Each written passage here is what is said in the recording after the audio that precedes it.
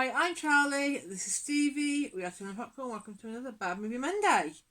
So today it's Christmas, holiday seasons. Yeah. Whatever you want to call it, however you celebrate it. So it's December. So hope you're having a fantastic time. So this is week 2, and Home Alone 3, released in 1997. Alex Pruitt, an 8-year-old boy living in Chicago, must fend off basically a repeat of the first movie in terms of plot. Directed by Raja Gosnell, written by John Hughes, who did the first 2, and he was the go-to 1980s teen guy with 16 Candles and The Breakfast Club. It was released in 1997, and it was made on a budget of $32 million, and with a worldwide gross of $79 million worldwide, and stars. Well, does it really matter who it stars? Other than Scarlett Johansson, there are people I do not know of. Barely recognisable. Yeah, I had to go. She's so young. She is so young. Yeah, she's barely recognisable. So if you want to see a very young Scarlett Johansson who's completely unrecognisable, the only giveaway is she's still got the same voice. Yeah. This is the movie, a pre-Avengers, pre-Fame. So it's Scarlett Johansson. Should we go with the notes? So let's go to the notes. This is going to point out this is the first time that I've actually watched this movie. And then. So the dogma quote. You see, I wrote my own notes. The dogma quote. Yes, you said to write it, underline it, and then you know what it was. And yes, you do it. And so yes, it's the the reason I don't like the first Home Alone is where in the bar in Dogma where they meet Serendipity, and she goes about the top 10 grosses of films in Home Alone. Someone else is responsible for that one. If the person was responsible for that one is responsible for this one, well, yeah, it is one of those bad movies. Yes, go check out Dogma. So last week we watched Die Hard 4. Die Hard 4.0. Yeah, because which was a tech film, wasn't it? Tech film, yes. Tech film. And this one's also a lot of tech involved. The opening's very techy, isn't it? A very convoluted plot about a microchip. It's not a microchip, it's just a chip. Yeah, and a toy remote control car and criminals. But the opening reminded me very much of Under Siege 2, which is a better Die Hard movie than Die Hard 4 was. And but we're not talking about Die Hard, we're talking about Home Alone now. Home Alone 3. Yeah. I actually preferred it to the other two, and I really don't like the other two. You preferred it? Yeah. I find it more enjoyable to watch. Really? Just thought the other two were terrible. I haven't watched them in about 20 years. I love the first two. I haven't watched the first two since they came out, and I don't want to watch them. Definitely a holiday time staple for me. I try and watch them every year. First one, I think it was the first one in Die Hard 2 saved Fox Studios, which is now 20th Century Studios. Yeah. But that's a good thing about it. But I just don't like the first 2 Home Alone movies. Yeah. Really don't. Never have. I just think they're overrated.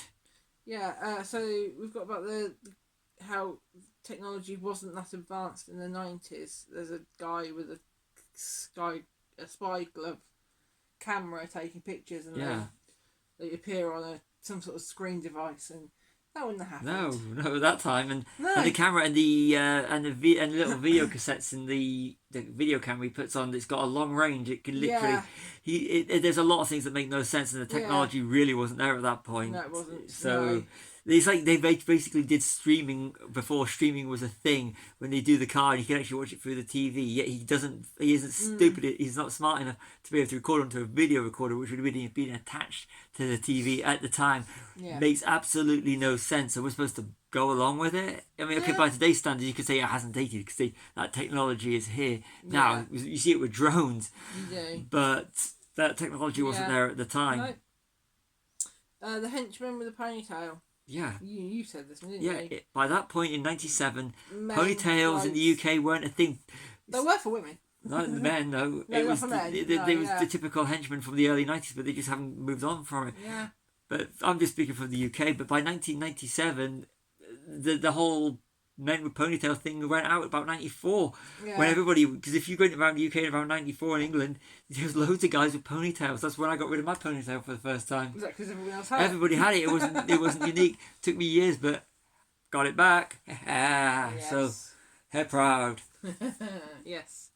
Yeah. I'd have been a better henchman than there was. At least I could act better, and I can't act. True. Sorry, terrible. Yes. Yeah, I personally think the storyline was bad. It was a bad storyline. It was like Home Alone, like the original, but he was barely home alone. Yeah, he was literally just left for a few minutes. He was home ill. So it's not like they'd gone away and left him there like in the first one, or he'd got on the wrong plane on the second one and he'd ended up somewhere else. His mum was around. And she kept checking on him every 5 minutes. And his siblings were around. His brother and sister were around. And it just wasn't... Yeah, for the few minutes that they were away, he manages to set up an elaborate booby traps just so that they can recreate the first film. And even they weren't as good. Even the booby traps weren't as good. Do you think John Hughes just took the money and ran with it? Probably. Yeah, here's the money. I'll just rehash it and with a little bit modern stuff in it. Probably. I mean, fair play to him. Where's the iron and the nail glued to the stairs? And there's no Joe Pesci. No. And Daniel Stern. Yeah. I think they make it, to be fair. Joe Pesci's awesome in everything. He is, yes.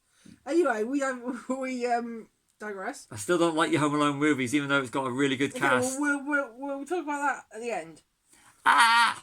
Yeah. Oh, they did that, didn't they? When he first discovered his chicken pox.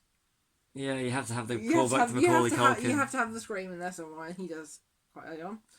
Yeah, I noticed that he turned the telly on to distract the bad guys.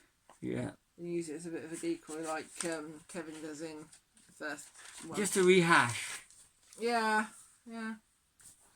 So the toy car would be too top heavy with the camcorder on top. Yeah, definitely. Yeah, and you say it looks and feels like a straight to video. It does. It makes a straight to video movie. Yeah. They did get a cinema release. It was I think it was the last one to get a cinema release. Yeah. Yeah, the last in the Home Alone series to get a cinema release. You see why? Diminishing Returns. The latest one's really good. I've seen it. I have no intention of watching it, but without Macaulay Culkin in the original cast, who would be interested? There is a bit of the original cast in it. What about? Oh, in this one. Yeah. You need something like that. Yeah. I can see why he didn't return. Yeah. Any of them. Let's have a look. Yeah, it was released in '97, the same year as Titanic and the Star Wars special. Yeah, better movies. Titanic, most definitely. Haven't seen Star Wars special editions. Yeah. I've seen those. Yeah, the Star Wars as you know it today. They were called the special editions in '97. Yeah, well, the original versions are better. True, but I'm not arguing with that now. No. It is terrible. It's, but I was laughing at some parts. It was nonsense, but then again, anytime you do a groin shot, it's always funny. Oh yes, definitely. See Beavis and Butthead, the last Beavis and Butthead movie for the perfect one, and that will never appear in a bad movie money. No. Was it Beavis and Butthead? I can't remember the name of it. The new Beavis and Butthead movie that is the perfect groin shot. Yes. Yeah. They used Dean Martin's "Let It Snow" just to show that it's actually Christmas, because that's about the only thing that says it's Christmas other than the snow. And they use it in Die Hard. In Chicago, aren't they? Yeah, but they use it in Die Hard as well. I know they do, but I say Die Hard. It's used better in Die Hard. Die Hard. Yeah. Original Die Hard. Yes, Alex's siblings. Can't remember what their names are. They Scarlett Johansson and the other one. Yeah, can't remember what the character names are. They're very protective, even though they tease him. Yeah. Brotherly and sisterly love. Yeah, it's good to see. Yeah. And then 1 hour 22 minutes in, someone, FBI, finally explaining the plot. Yeah, because if you hadn't figured, if you're all thinking it's just a little set piece after set piece after set piece, I have to remind you there is a plot in there somewhere. Yeah.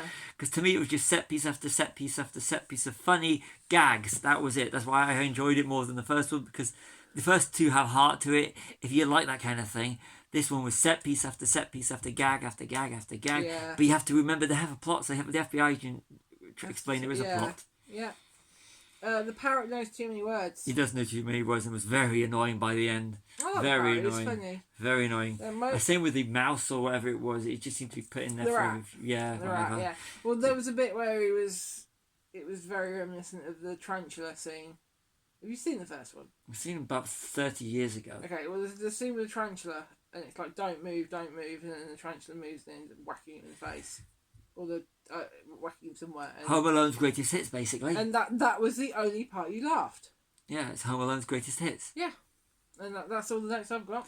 Yeah, overall, yeah, because it was one of those. Star rating, final thoughts? It's an average generic Christmas movie. I mean, I don't like the first two Home Alones, as I said, so. But they do have a heart to it, and if you're into the whole family heartwarming stuff, so it'd be like 4-star movies. This one is like a 2-star. Should have been straight to video. First time I watched it, like I said, it came out in '97, and it was a very blah. You watch worse things over the holiday season. If you want to check your brain out where you're playing on your phone or doing something, and just look up every few minutes and have a laugh at a gag. Which is it's gag after gag, so I can give it 2 stars because it's just below average. I'm going to give it 3 stars. It was funny in parts, but it lacks the suspense of the original. Joe Pesci and Daniel Stern. Yeah, but it lacks the suspense. Star power. They were. I'm not saying star power. I'm saying suspense. And suspense comes with good acting and good script, and it lacked both. Yeah. And the pranks or traps were very predictable in some points. So yeah, okay. So is it a bad movie? A movie so bad it's good? An enjoyable bad movie. Yeah, check your brain out. It's not. I couldn't say it was bad because I actually laughed at a little bit of it. Yeah, but I wouldn't say it was so bad it's good. No, it's not like one of those. Oh my god, I want to watch this again. Yeah, it's more of a it's background music, but it's like elevated background music. You could have it on and be talking and doing other things. Yeah. So I've seen worse. Yeah. A lot worse. We've reviewed a lot worse. We have, yes. Check out some of our Bad Movie Money playlist to see what we've done. So I get to say this week. Next week we are going to jingle all the way. Yay! You got it right this week. I got it right. Yeah. Yay! Right, I've been Charlie. This is with Stevie. We are Chilling with Popcorn. Like and subscribe.